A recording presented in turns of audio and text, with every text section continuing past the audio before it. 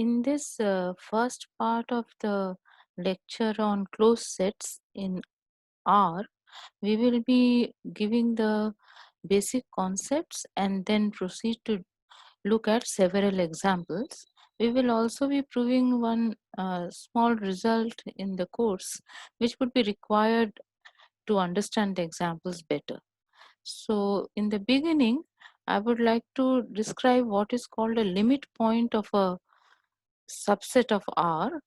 So suppose capital A is a subset of R, then any real number x is called a limit point or accumulation point of A if any epsilon neighborhood of x contains a point of A other than x. So formally, if we write, what we mean is the open interval x minus epsilon to x plus epsilon intersection the set A minus singleton x is non-empty. Now, one thing you note here that since x belongs to this open interval x minus epsilon to x plus epsilon, we could very well have written this as open interval x minus epsilon to x plus epsilon minus singleton x intersection A non-empty. It would be the same statement as the one which you can see on the screen. And basically what that means is that the set, the point x with respect to the set A is such that if you take any neighborhood of x, then it should contain a point of A other than x. Then we will say that x is a limit point. So I would just like to stress one thing here which causes confusion as I have experienced is that when you are looking at a set A and when you talk about interior points of A, then you have to have that the point should be an element of A. So interior points are points of the set which satisfy certain property, which we saw in one of the last lectures. Whereas when you're talking about a limit point, you are not placing any such restriction. You are saying that any real number will be a limit point of the set if it is near A in this sense, that any neighborhood of X contains a point of A other than X. So you should keep this in mind that when you're checking for limit points, you have to look at every real number and decide whether it is a limit point or not. The problems become simpler because of some results which we have. We will see them as we go on. Okay, the set of all limit points of A will be called the derived set of A, and we will denote it by A prime. Again, this is not a standard notation. In many books, you will see that A superscript D is used as a notation for the derived set of A, but I prefer it this way, so I have been using it. And again, as I stressed in my previous lectures also, whenever you are writing down any mathematics, you should always make clear as to what your notations are if they are not the notations as by consensus, that every mathematician will understand what it means. If it is not such, then you should explain what the notation means. Okay, so if you look at the set of points of A and if you look at all its limit points, so if you look at A union A prime, then this set is called the closure of A, and we will denote it by A bar. Again, in some books, you will see that the closure of the set is denoted by CLA, but I prefer this one just for tertiary of notation. Okay. So what is A bar or the closure of A? Closure of A is just equal to A union A prime. So a simple set theoretic uh, obvious observation from here is that A is a subset of A prime, A bar, sorry. A is a subset of A bar because A bar is equal to A union A prime. So obviously this is true. Okay. Now, any subset capital A of R will be called a closed set if A bar is equal to A, that is A is equal to its closure. So already you observed that A is always a subset of A closure. So if you want the set to be closed, that is capital A is closed, if and only if the other subset relation also holds, that is A closure is a subset of A. Now what was A closure? A closure was A union A prime. So you want that A union A primes should be a subset of A. Of that, A is always a subset of A. So the only thing which you would require is that A prime should be a subset of A. So you can say that a subset A of R is closed if and only if all its limit points are elements of the set. A prime is a subset of A. So this is the only thing which you have to check. This is just a set theoretic argument. I hope it is clear, because A closure is defined to be equal to A union the set of limit points of A. So A union derived set of A. And then you want to say that the set is closed if A closure is equal to A. One part is always true, that A is a subset of A closure. So the only thing which you have to check for a set to be closed is that A closure is a subset of A. Now A closure consists of A and A prime. All the elements of A are obviously elements of A. So all you have to check is that A prime is a subset of A. Okay. Apart from this, I give two more definitions, which are that a set is called a perfect set if A prime is equal to A. So notice there is a subtle difference here. When you are asking a set to be closed, you want that if you take any point of R, and if it is a limit point of A, then it should be an element of A. Whereas when you are saying that a set is perfect, you not only want that, you also want that every point of A should be a limit point of A. So you want something extra, and if such a thing happens, we say that it is a perfect situation. So therefore it is a perfect set by definition. Also, so that you can see that there is a question that maybe some points of A are also limit points of A. Such a possibility is there. So obviously there is this possibility that some points of A are not limit points of A. So we have given them a name also. A point X of A, an element X of A, is called an isolated point of A if it is not a limit point of A. So I think this is uh, clear. This is just a definition that whatever are not limit points of A, they are called isolated points. So as we see certain examples, it will be clear to us as to what these notions mean. And one thing you can see here, I have written in red that by convention, I explained what is the meaning of by convention in a previous lecture. Empty set is a closed set. So why am I saying such a thing? That again, you just go back and see that what is happening in all these definitions. That if you look at the empty set, then no point of no real number can be a limit point of the empty set by our definition, because we want that if X is a limit point of a set, then every neighborhood of X should contain a point of the set other than X. But if your set is the empty set, it has no points. So obviously this condition which we are putting on a point to be a limit point of a set will not hold if the set is the empty set. So so there is no points of R are limit points of the empty set logically. Therefore, if you look at the derived set of the empty set, it should be empty, obviously, because there are no points which are limit points. So if you look at empty set union the derived set of empty set, then it will be again empty.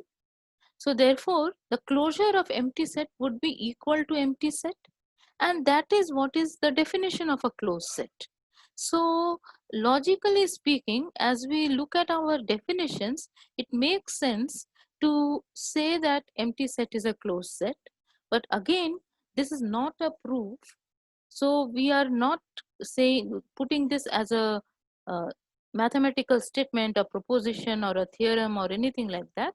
We are saying that if we argue logically, then if we look at our definitions, it makes sense to make this convention that empty set is a closed set, and that is what we do.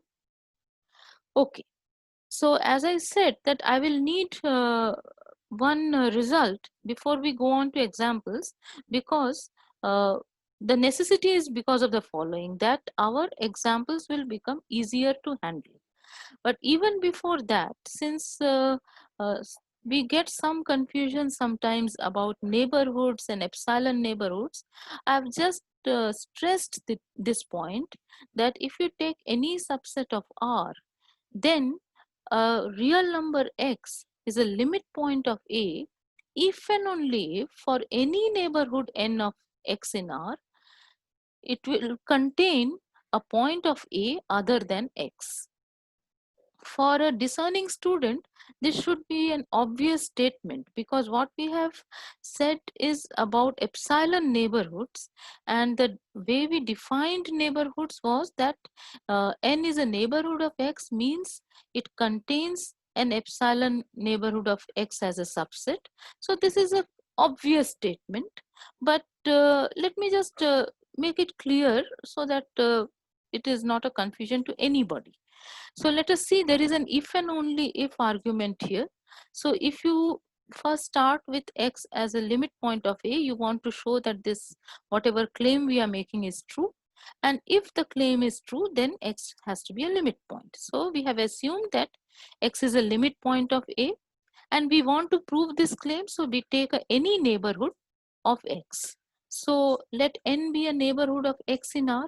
Then by the definition of a neighborhood, there is a delta positive such that the open interval x minus delta to x plus delta is a subset of n. Now you know that x is a limit point. So x minus delta, x plus delta open interval will contain a point of A other than x, and that means that n will contain a point of A other than x, because x minus delta to x plus delta is a subset of n. Very straightforward. So therefore, if x is a limit point of A, then obviously this is true. Okay, so to be complete in our arguments, let us do the other way also, that if you have any neighborhood n of x in R such that, if x is such a point that any neighborhood uh, n of x contains a point of A other than x, then we want to say that x is a limit point of A. But we have already seen that for any delta greater than 0, the way we defined neighborhood, it is obvious that open interval x minus delta to x plus delta is also a neighborhood. So the open interval x minus delta to x plus delta will also contain a point of A other than x, and this will be true for any delta greater than 0, and hence x is a limit point. So this first result was a triviality, you can say, but since this is the first time we are seeing these concepts, it is better to be cautious and observe everything as we go on, rather than jump and then see that we have some lacuna in our knowledge. Okay, so this was a trivial result, which I hope you understand. And the next one is the one which I am saying that I will need, and I would like to put it aside so that my examples become easier. And this is very interesting, is that if you take any subset S of R, then interior S is a subset of S prime. That means what? That every interior point of S is a limit point of S. This is what we want to prove. So first of all, do the trivial case. If interior S is empty, then obviously empty set is a subset of any set. So the result is true. Now suppose that interior S is not empty and X belongs to interior S. So it is useful if we look at this pictorial description. Here what we have done is that the segment of the set which contains X, we have described in a blue line. This is not a perfect pictorial description because you may not get such a segment, but let us see. Since X is an interior point, we will get it, right? So I have this blue portion of the line, which is the set S for the time being, let us assume, and X is an interior point of that set. So I will get a delta greater than 0, so that x minus delta to x plus delta is a subset of S. So this is our first observation. Now we want to show that X is a limit point. So what do you have to show? That you take any epsilon greater than 0, then the epsilon neighborhood of X, that is x minus epsilon to x plus epsilon, sorry, that will contain a point of S other than X. Okay, so why should that happen in the picture so called? What I have done is that I have chosen my epsilon to be greater than delta. So my x minus epsilon to x plus epsilon has gone beyond this blue segment, but it could be anywhere. It doesn't matter. You take any epsilon greater than 0, and then what you do is you choose eta to be the minimum of epsilon and delta. The way we have done is I have said that to look at the minimum of epsilon and delta, that is a positive number. So there are infinitely many real numbers between 0 and minimum of epsilon and delta. Choose any one of them, call it eta. So you have several choices.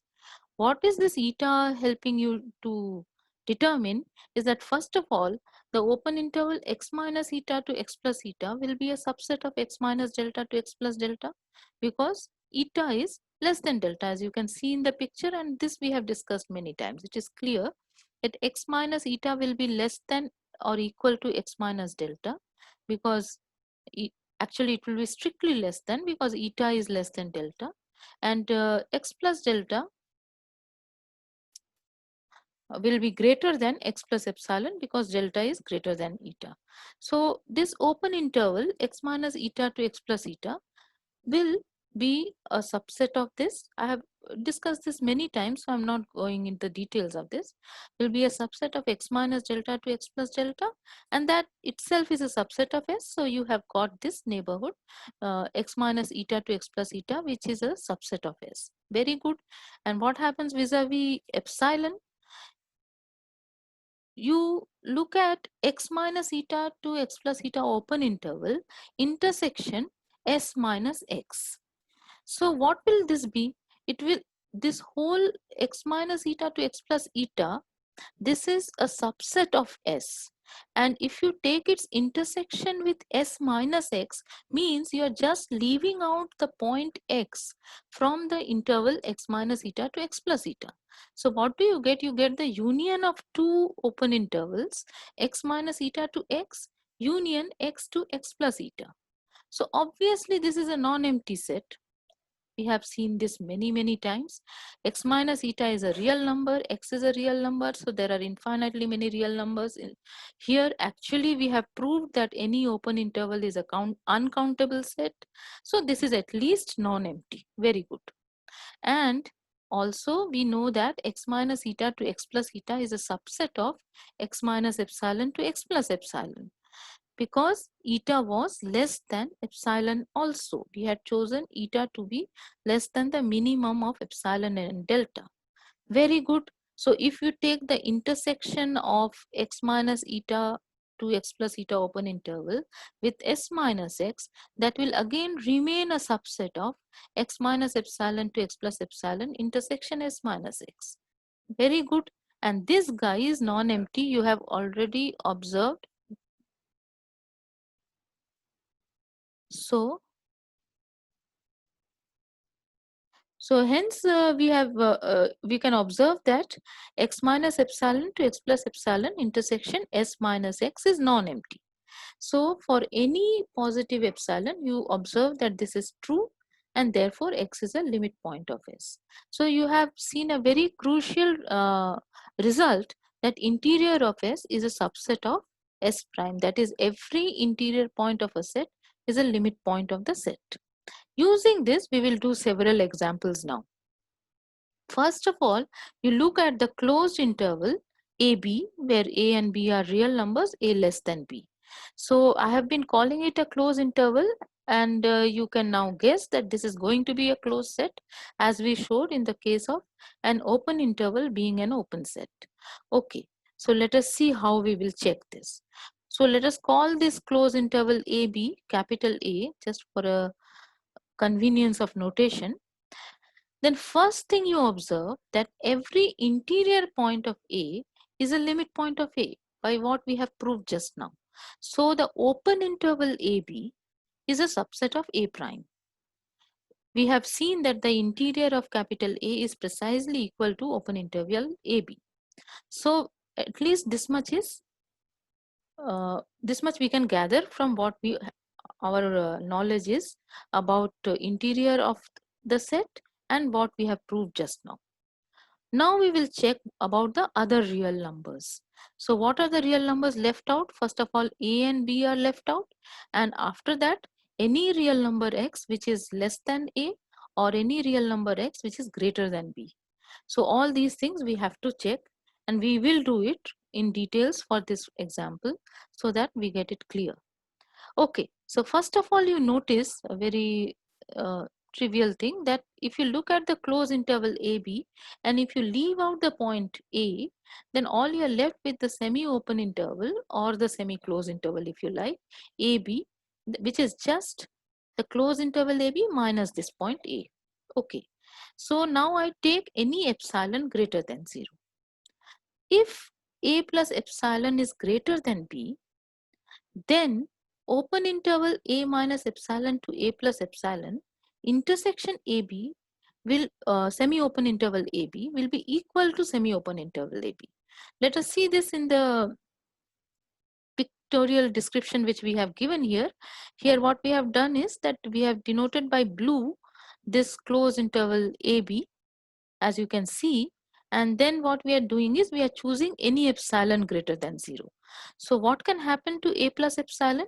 A plus epsilon can either be greater than B, or it can be less than or equal to B.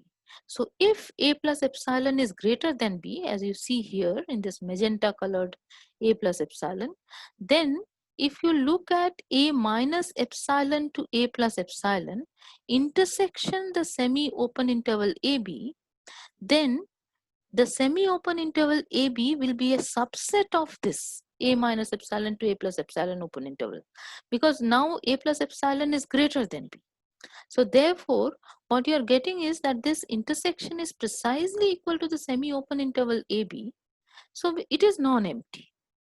You have seen that this is uncountable actually. Okay, and in the second case, when A plus epsilon is less than or equal to B, in the pictorial description I have drawn it to be strictly less than B, but it could be equal to B also. But if you look at A minus epsilon to A plus epsilon intersection semi-open interval AB, then what will you get?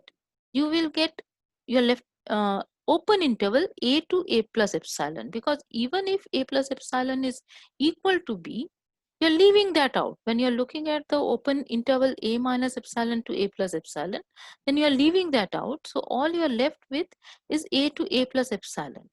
Notice that what is happening on the left hand side of A is not playing any role here, because in our set closed interval AB, we are only looking at real numbers between A and B included. So what is happening from open in the open interval A minus epsilon to A is immaterial here. When you are taking the intersection with the semi-open interval AB, you are getting this thing. In both the cases you have seen, and they are non-empty. So whatever epsilon you take, if you look at open interval A minus epsilon to A plus epsilon, if you intersect it with the closed interval AB, then it will contain a point of the closed interval AB other than A, as you can see. Therefore, A will belong to A prime, that is A will be a limit point of A. Because roughly speaking, even if you don't want to draw very precise pictures, whatever A minus epsilon to A plus epsilon you take, it is an epsilon neighborhood centered at A. So there is a portion on the right hand side of A. So that portion is going to give you points of the set which are different from A. So if you would like to think of it like this, that is also perfectly all right. But I thought that we should also do it formally. Okay. Similarly, it follows that B is a limit point of A also. So how do you see that? Again, you notice that if you look at the closed interval AB, and if you leave out the point B, then all you get is the semi-open interval AB, closed A, and open at the B and B. Now you take any epsilon greater than 0. Then what will happen to B plus epsilon? B plus epsilon will always be greater than B. So that portion will go out of the set. So we don't care about that. We'll look at what is happening to B minus epsilon. B minus epsilon can take two types of values. One can be that B minus epsilon is less than A, which is again I've shown it by a magenta, and B or B minus epsilon could be greater than equal to A. So if B minus epsilon is less than A, then this whole closed interval AB is a subset of B minus epsilon to B plus epsilon. Therefore, if you look at the open interval B minus epsilon B plus epsilon intersection semi-open interval AB, then it will be equal to semi-open interval AB. So it is non-empty. And again, if B minus epsilon is greater than equal to A, then if you look at B minus epsilon to B plus epsilon open interval, and if you look at its intersection with the semi-open interval AB, then you will be left out with, this is denoted by the green one, right? So open interval B minus epsilon to B. This is what you're left with. So again, it is uncountable. So in particular, it is non-empty. So whatever be your value of epsilon, you notice that the open interval B minus epsilon to B plus epsilon intersection the set is going to be non-empty, and therefore B is a limit point of A. Here, I would just like to point out one thing, that we are saying for any epsilon greater than 0, right? So if epsilon is a huge number, generally it will not cause any problem. The issue is that a limit point is very near the set. So what is interesting is that however small a neighborhood centered at the point you take, it should contain a point of the set in question other than itself. So it is the nearness which is interesting. So therefore, even if we are saying that take any epsilon greater than 0, the interesting part always will be when epsilon is arbitrarily small.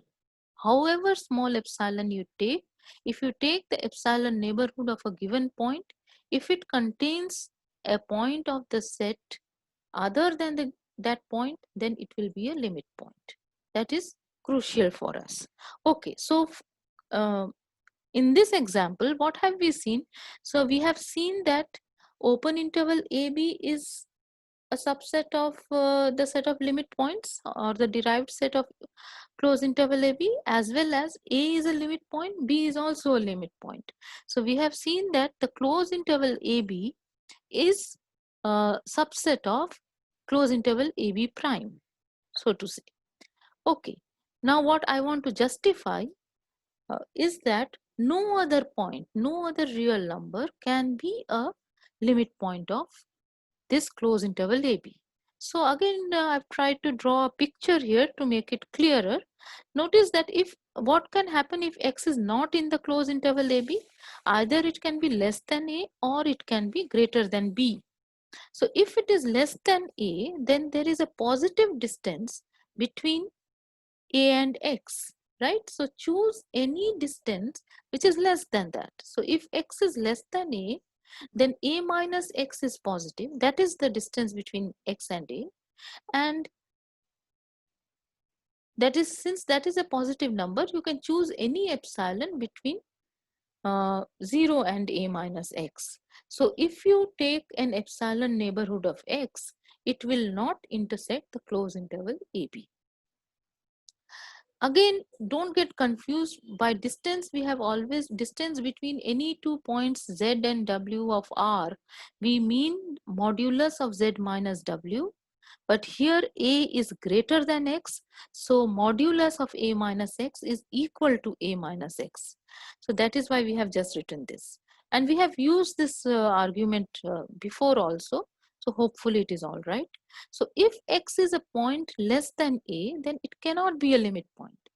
For similar reason, if X is a point greater than B, then there is a positive distance between B and X. That distance is exactly X minus B.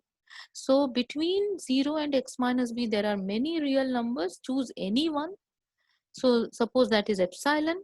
Then if you look at the epsilon neighborhood of X, it will not contain any point of closed interval AB.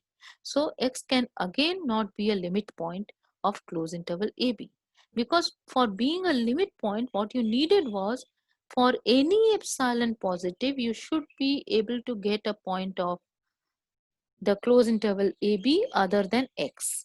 So here you notice that if I had increased my epsilon quite a lot, say suppose so that X minus epsilon became less than B, then I would have got points of the set. But that is not the issue. The issue is that for any epsilon greater than 0, I should be getting a point of the closed interval AB in this case, which is in that neighborhood. So X should be near that closed interval AB in that sense. But for any X greater than B, it is not possible because of this reasoning, because you're able to get at least one. In fact, you're able to get infinitely many epsilon for which the epsilon neighborhood of X is disjoint from the closed interval AB. Therefore, this X is not a limit point. You will be able to get some epsilon greater than 0 which will intersect the closed interval AB. That is not sufficient. You should be able to intersect the closed interval AB for every epsilon greater than 0. I hope I have stressed it enough and you have gathered what I'm trying to say. So what did you get? You got that closed interval AB will have its derived set also as closed interval AB. So A closure is going to be equal to closed interval AB. Therefore, a closed interval AB is closed. Not only that, it is a perfect set. So no limit point of closed interval AB is in the complement of closed interval AB, as well as every point of closed interval AB is a limit point of closed interval AB. Hopefully it is okay. So it is more than just a closed set, it is also a perfect set.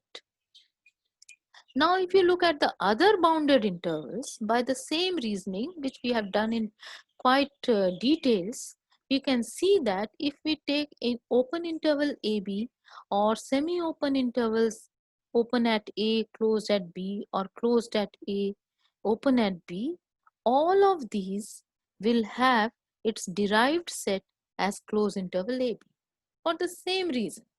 So therefore, none of these can be a closed set because its derived set is closed interval AB. Therefore, if you look at the closure of any such non-closed bounded interval, then that is going to be just the closed interval AB. So it is not closed. Okay. So after bounded intervals, what you can discuss are the unbounded intervals. So we have 4 types of unbounded intervals. The first one is the closed interval A to infinity. Again here, infinity is a symbol. And what does this mean? It means the set of all real numbers which are greater than equal to A. We have seen that its interior set is open interval A to infinity. So all points of open interval A to infinity are going to be limit points of A.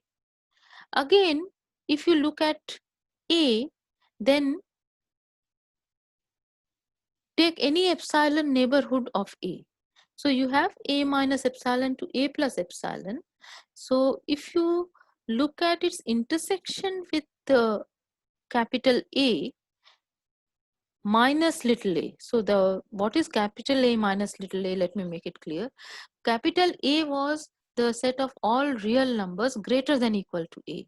So if you leave out A, you are left out with all real numbers which are strictly greater than A, and we denoted that set by open interval A to infinity. So if you take any epsilon neighborhood of little a, then if you take its intersection with open interval A to infinity, you will just get open interval A to A plus epsilon. These things are much easier if we can draw a picture and see it. So that is why I have drawn a picture. This portion, this whole uh, real line on the right hand side of A inclusive of A is our set, and if I take any A minus epsilon to A plus epsilon, there is a portion A to A plus epsilon on the right hand side of A, and which is going to be the intersection, and therefore it is non-empty. So again, by the same type of reasoning, you see it is nothing extraordinary. A is a limit point of capital A, and if something is not in capital A, that means that particular x, suppose x is not in capital A, then it has to be strictly less than A. So again you use the same argument that there is a positive distance between x and A. So I can choose an epsilon small enough, that is which is less than the distance between x and A, so that the epsilon neighborhood will not contain any point of this given set. It will be disjoint from closed interval A to infinity. So therefore x cannot be a limit point. That we have shown by this red uh, x and this neighborhood x minus epsilon to x plus epsilon. If you like, you can always write down your arguments formally like this, and to understand this much is enough.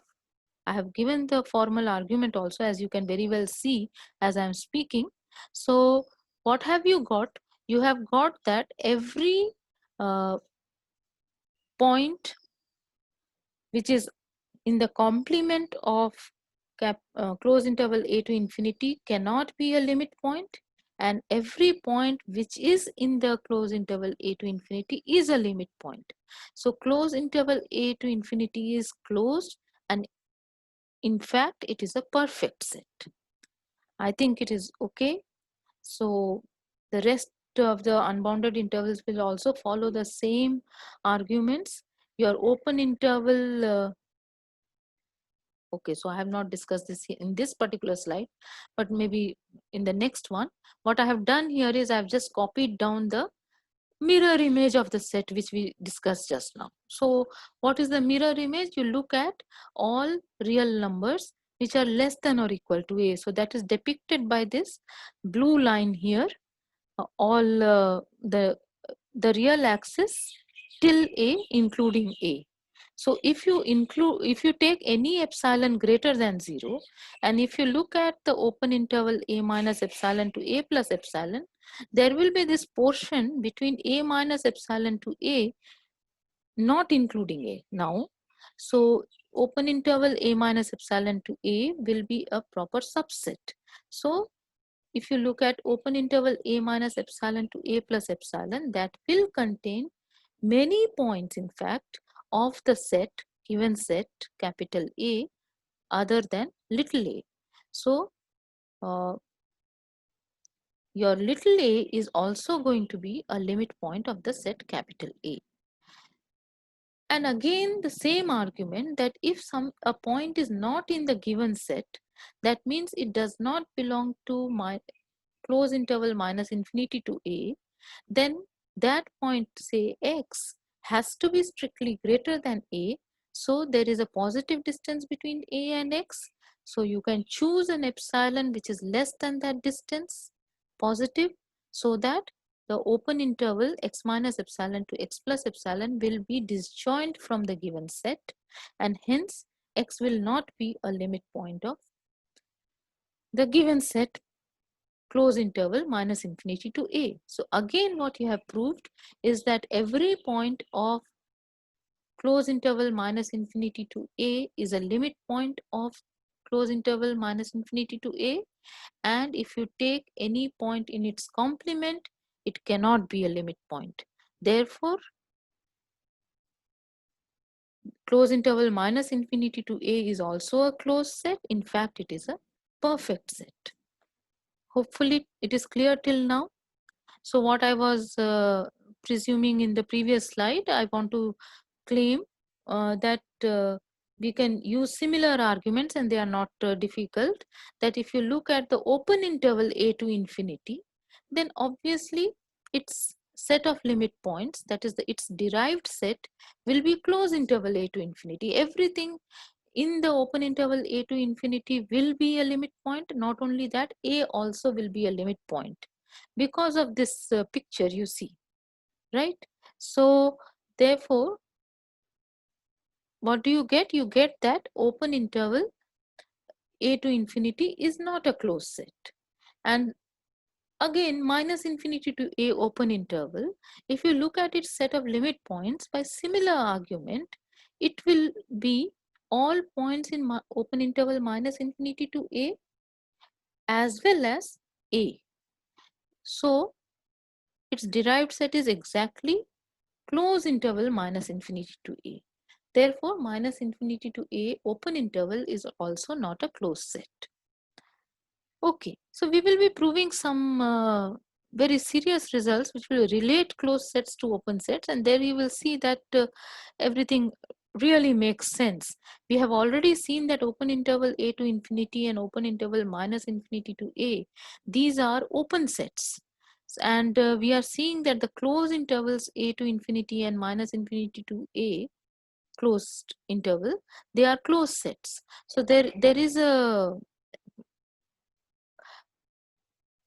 what do I say? I have already justified it, but it is more satisfactory to see a result which we will be seeing in a future lecture. Okay, so before that, let us go on with our examples. As many examples as we can do, it will make things clearer for us. So suppose I take a non-empty finite set. Empty set, we have already decided that it is a closed set.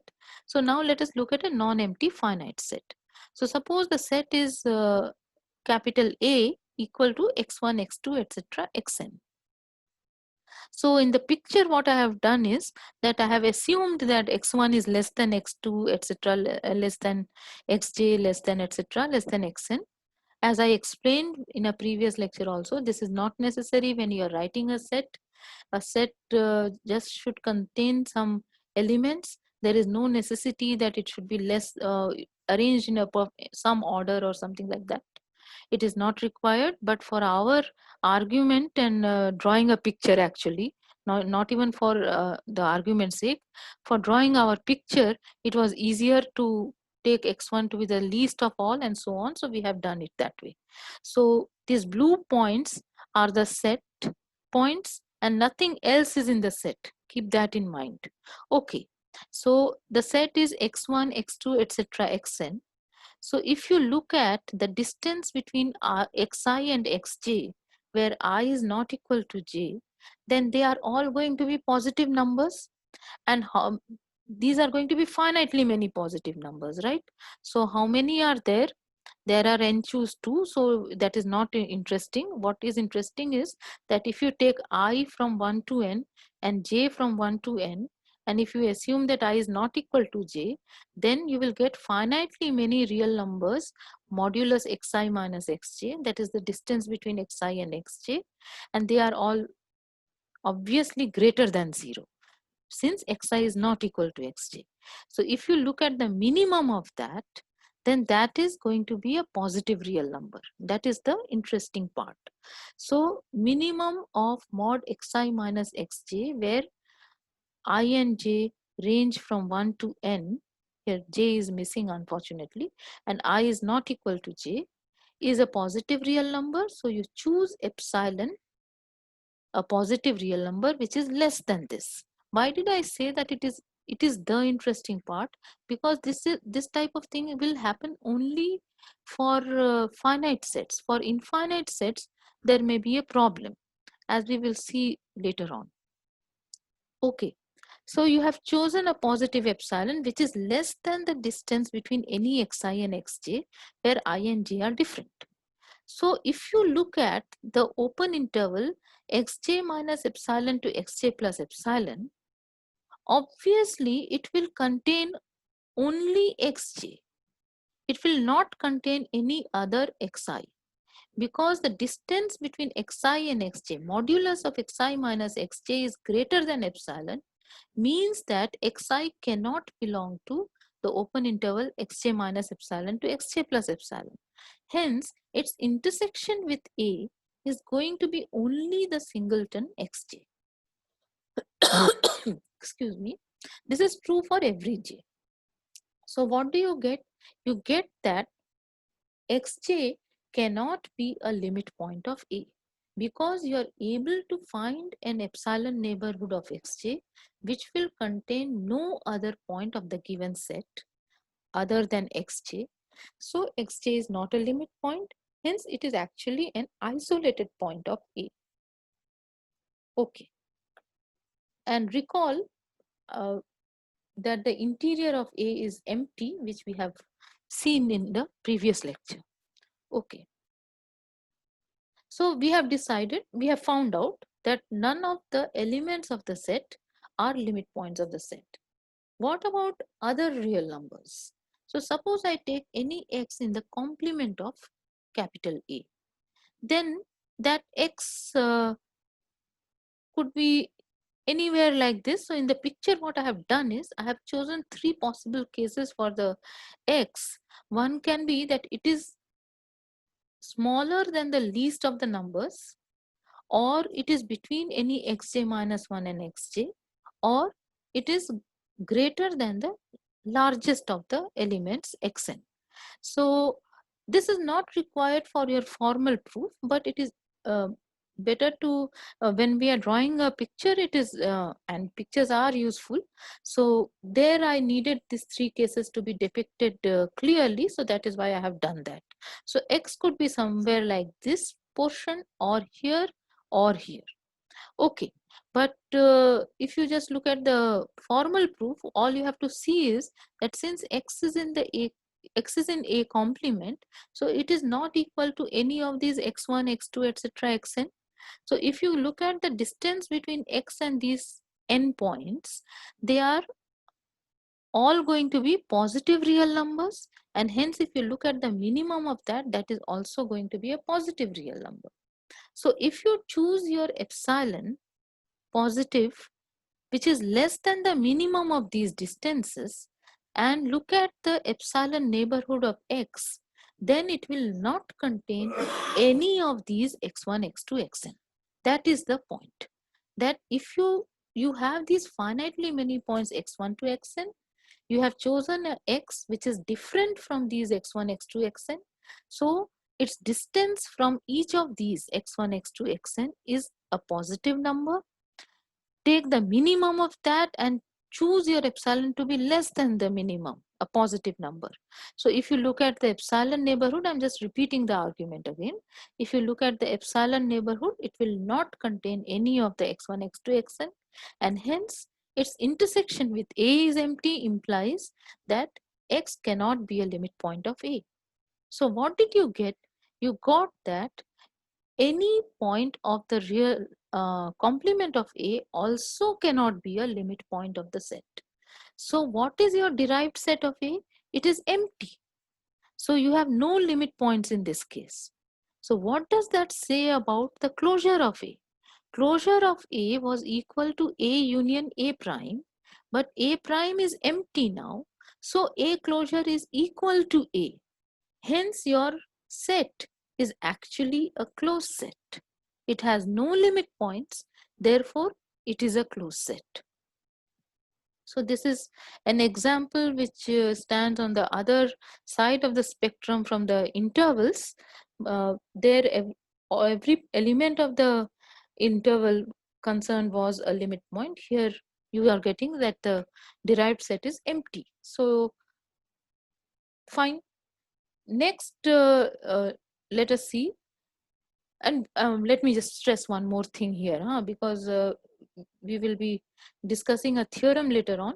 So we had discussed non-empty finite sets when we were discussing open sets also. What did we show there? We showed that a non-empty finite set is not open. And here what we have shown is that a non-empty finite set is closed. So keep that in mind. It will be useful. Okay. Next, what we do is we look at the complement of a non-empty finite set. So we will show that this is not a closed set. So again, I have taken my capital A to be x1, x2, xn, a finite set, and I have assumed that capital B is equal to A complement. This is just for notational ease, nothing else. I could have just written A complement here. So capital B is equal to R minus A. So what do you know about B from your previous lecture? That B is open. So since B is open, B is equal to interior B, and we have seen in this lecture that every interior point is a limit point. So every point of B is a limit point of B. At least this much is okay. We have to check for the points which are not in B. So in the picture, notice what I have done is that now my set is this blue portion, and the ones which we are leaving out is the red ones. So what we are leaving out is a finite set. So again, for pictorial ease, what I have done is I have said that x1 is the least one in the picture. So x1, then x2, and so on, xj, etc. till xn. These red points are the ones which are not in the set. The blue portion is the set in question. Okay, so in this, the first part, what we have seen that every point of B is going to be a limit point of B. There is no problem with that. But we also have to check for the points which are not in B. So what are the points not in B? They are these x1, x2, etc. xn. So what you do is you take any xj, then and take any epsilon greater than 0. So I have tried to draw it here. I've drawn small neighborhoods. It could be large also. It doesn't really matter. So if you draw this, or rather write it down, open interval xj minus epsilon to xj plus epsilon intersection B, then what will this be? This is precisely equal to the deleted neighborhood of xj. That is, you look at the open interval xj minus epsilon to xj plus epsilon and leave out xj from that. That is the only one which is not in the set. So what you are left with, open interval xj minus epsilon to xj union xj to xj plus epsilon. So obviously this is non-empty. And this is true for any epsilon greater than 0. However small epsilon you choose, if you look at an epsilon neighborhood of xj, it will contain points of A complement. Therefore, what do you get? You get that each of these xj's is also a limit point of B. So what have you got? You have got that every real number is a limit point of B. So B prime is equal to R, which means that B closure, which is equal to B union B prime, is also equal to R. So what do you get? Is that B is not closed. Fine. So a non-empty finite set is closed. Complement of a non-empty finite set is not closed. We will remember this. Okay. Next, we go on, as has been our standard while we were discussing examples for open sets. We will look at the number systems which are subsets. So look at the set of positive integers or the set of integers. Then what you, so I have called them, since I'm taking both of them together, I've given a generic name capital A to it. So if I take any n in capital A, whether it be a positive integer or an integer, if you look at the open interval n minus half to n plus half, then this open interval will contain only n if you intersect it with capital A, because the distance between any two consecutive integers is 1. Therefore, if you look at a distance of less than 1, I have chosen half for a very natural reason. Half is the easiest distance which comes in mind. So you look at open interval n minus half to n plus half, then its intersection with A is going to be only n. So that means that n cannot be a limit point of capital A, and hence it is an isolated point of A. Okay, what happens if you take your x to be an element not in A? So then we have seen that for any real number, there is a unique integer n such that n is less than or equal to x less than n plus 1. And in particular, if x is not an integer, then you can get a unique n in z such that n is less than x is less than n plus 1. This we proved most probably in our second lecture, or most probably, or third lecture, something like that. So there is a n such that n is less than x, and that is less than n plus 1. So now I think you can guess what you will do. There is a positive distance between x and n. There is a positive distance between x and n plus 1. So choose a distance, choose a number, positive number epsilon, which is less than the minimum of these two distances. So what are these two distances? X minus n and n plus 1 minus x. So let epsilon be less than the minimum of these two. So you will be able to get several such epsilons. Choose any one of them. Then if you look at the open interval x minus epsilon to x plus epsilon, imagine you have something like this here, then it is greater than n, right, and less than n plus 1. So this open interval x minus epsilon to x plus epsilon will not contain any point of A. So its intersection with A is empty. That means that x cannot be a limit point of A, because you have been able to get an epsilon whose intersection with A, so that the epsilon neighborhood's intersection with A is empty. Therefore, x is not a limit point. So again, what did you get?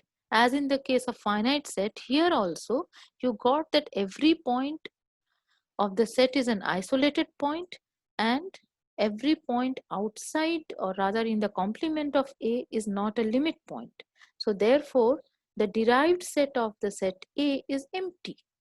So therefore, A closure, which is equal to A union A prime, is equal to just A, and hence A is closed. So again, obviously A is not a perfect set. So we have got this. So what did we get? We got that the set of positive integers as well as the set of integers are both closed sets. What happens when you look at the set of rational numbers or the set of irrational numbers? Then you notice that if you take any real number x and take any epsilon greater than 0, excuse me, then open interval x minus epsilon to x plus epsilon, this will contain infinitely many rational numbers. It will also contain infinitely many irrational numbers. This we have seen. So first you focus on your rational number set. So you have chosen any real number x and epsilon greater than 0, and you are looking at the open interval x minus epsilon to x plus epsilon. So it is going to contain infinitely many rational numbers. Hence, its intersection with rational numbers will have infinitely many points other than x. Whatever be your x may be rational, x may be irrational, it doesn't matter. So open interval x minus epsilon to x plus epsilon will intersect the set of rational numbers in infinitely many points other than x. Therefore, x will be a limit point of x. So what have you got? You have got that every real number is a limit point of the set of rational numbers. Therefore, the derived set of rational numbers is equal to R, which implies that the closure of the set of rational numbers q bar is equal to q union q prime is equal to R. That is, q bar is equal to R, closure of the set of rational numbers is equal to the set of real numbers. That means Q is not closed, and in fact we say that Q is dense in R. Okay, we don't give such importance to irrational numbers, but they also behave in the similar fashion. That if you look at the open interval x minus epsilon to x plus epsilon, that will contain infinitely many irrational numbers.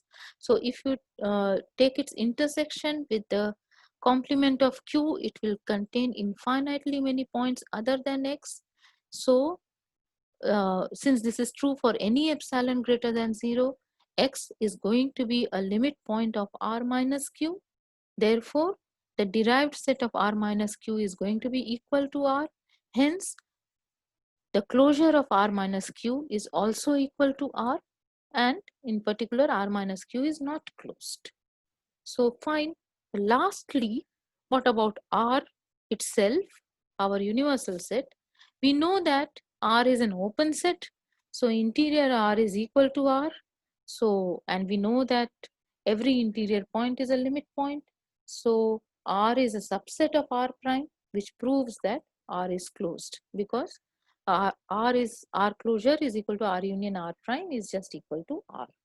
So as you expected. So we have got that empty set is closed, R is closed, and we have seen several other examples also.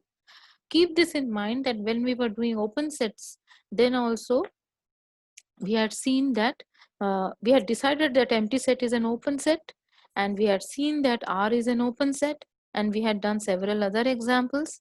So these examples are going to help us in formulating some results which we will be doing in future lectures. But before that, in the next lecture, I will be discussing about some properties of closed sets. So let us stop here.